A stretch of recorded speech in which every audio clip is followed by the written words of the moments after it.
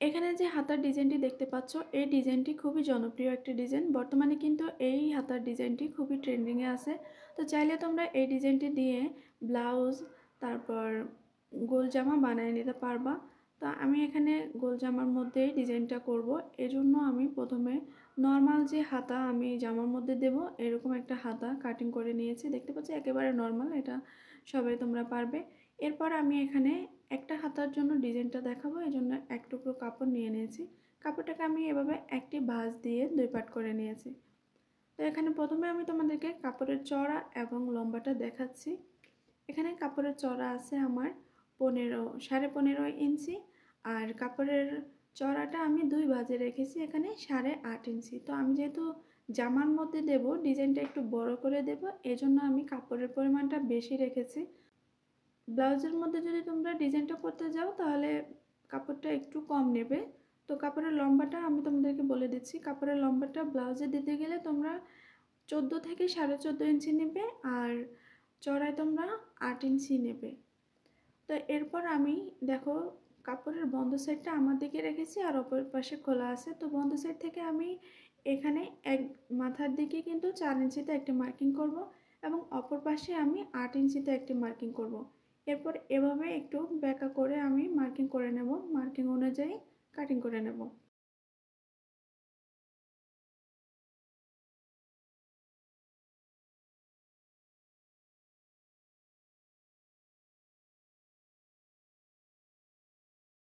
তো দেখো আমার কাটিং করা হয়ে গেছে, এখন আমি সেলাই করে নেব।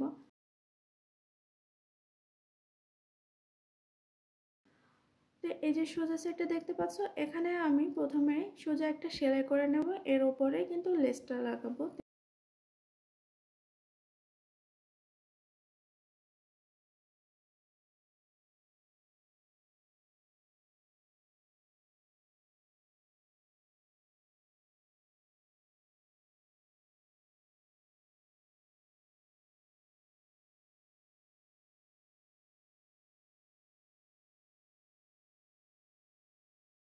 এই যে দেখতে পাচ্ছ আমি লেসটা সেলাই করে নিতেছি।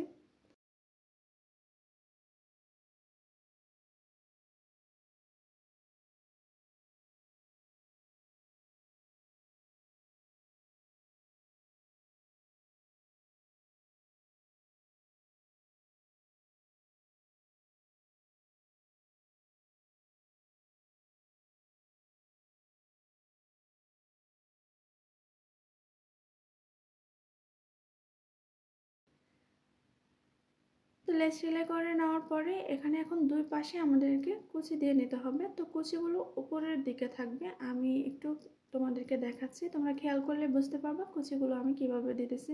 তো দুই পাশ থেকে কিন্তু কুচিগুলো আমি উপর দিকে দিয়ে দিয়েছি, আর মাঝখানে কিন্তু আমি একটা কাট বসিয়ে নিয়েছি একেবারে মিডল পয়েন্টে, যেন আমাদের সেলাই করার সময় অসুবিধা না হয়।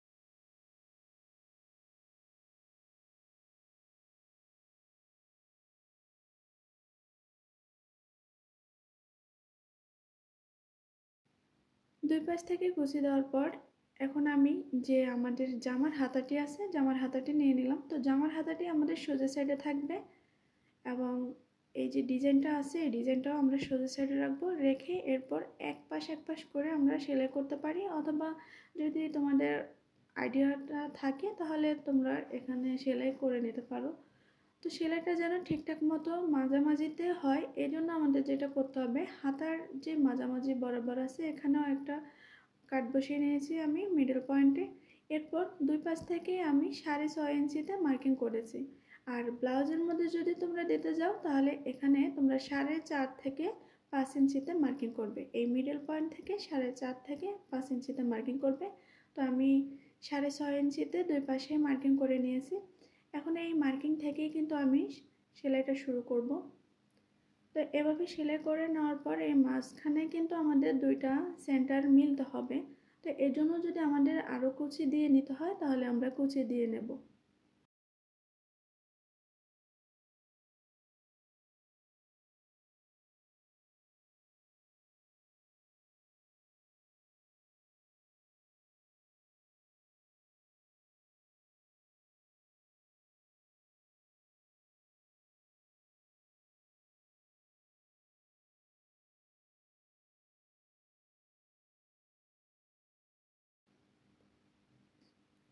তো ডিজাইনটা আমাদের দেখো সেলাই করে নিয়েছে হাতের সাথে।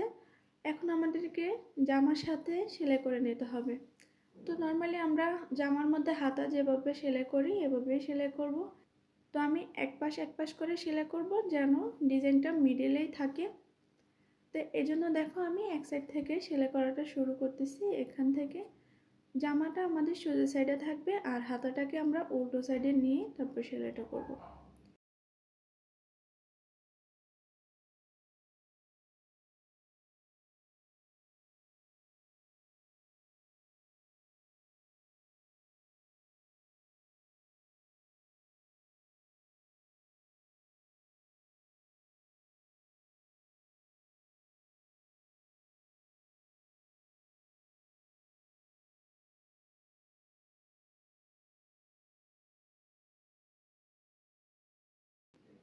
দুই পাশে সেলাই করে নেওয়ার পর এরকম হয়েছে।